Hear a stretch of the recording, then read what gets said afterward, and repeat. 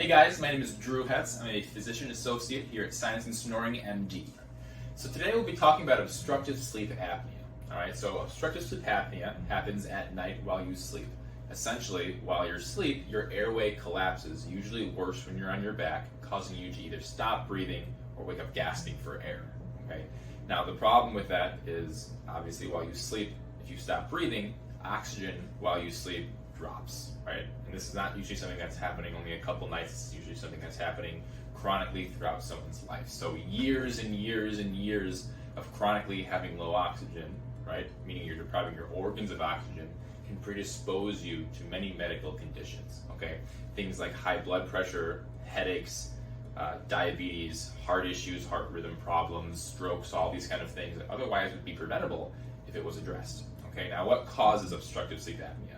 Tons of things, right? It's multifactorial, meaning it's not just one thing. If it was one thing, everyone would treat that one thing, it'd be easily fixed, but it's not, right? It's obstruction in your nose, it's the size of your tongue, if you have large tonsils, large adenoids, a narrow throat, just weight in general. Weight doesn't only collect where we see it, it also collects in our neck. And the tighter your neck is, the easier it is to collapse and block your airway, okay? Some of the signs of obstructive sleep apnea, like we had previously mentioned, is waking up gasping for air. Other things are loud snoring, daytime somnolence, meaning that you're tired throughout the day. One of the problems with being tired for the day, especially in people who, let's say, operate commercial trucks, is that they worry that they would fall asleep while they're driving, which is why it is important for it to be appropriately addressed, in addition to all the other medical conditions we already mentioned.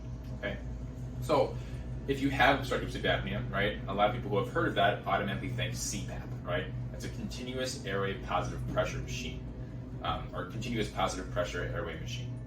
Basically, it makes sure that while you sleep, your airway is basically stented open with air that's being pushed in by a machine, stopping your airway from actually collapsing, ensuring that you're appropriately oxygenating your body while you sleep.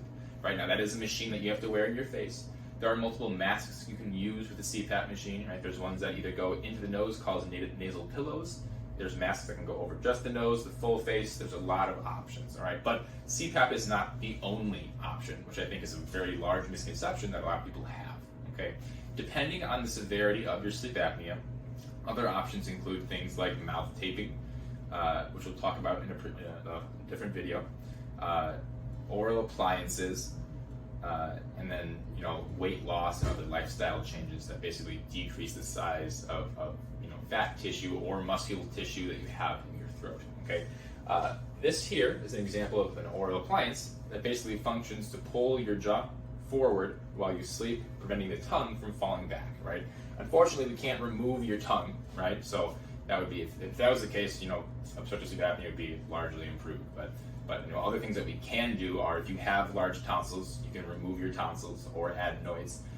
If you have really bad nasal symptoms, right, meaning things like nasal congestion, chronic sinus issues, there's surgeries or procedures that can be done to improve your breathing through your nose. Now, the reason that breathing better through your nose helps obstruction in your throat, right, because what usually happens is your tongue falls back or your throat collapses, which causes you to stop breathing, is that when you breathe better through your nose, it's a high pressure system, right? So breathing better through your nose makes better tone in your throat muscles, which stops them from collapsing as easily, right? That's not the only solution, but if you have like mild or moderate sleep apnea, then potentially that can be the solution to the problem, okay? Now, the only way to know how severe your sleep apnea is to have some form of sleep testing, okay?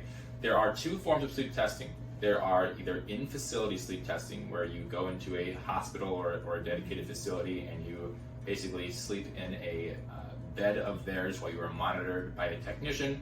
They basically monitor things like your oxygen, your breathing patterns, multiple different things, right? It's very valid.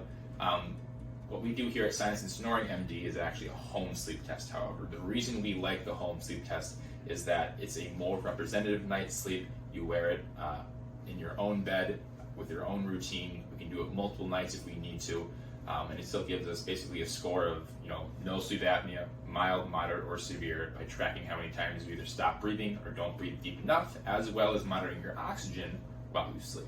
Okay, so based off of that, we can basically get the full picture and determine which of these options for treating sleep apnea would be best for you. Any further questions, feel free to visit us at sinusandsnoringmd.com or give us a call at our office.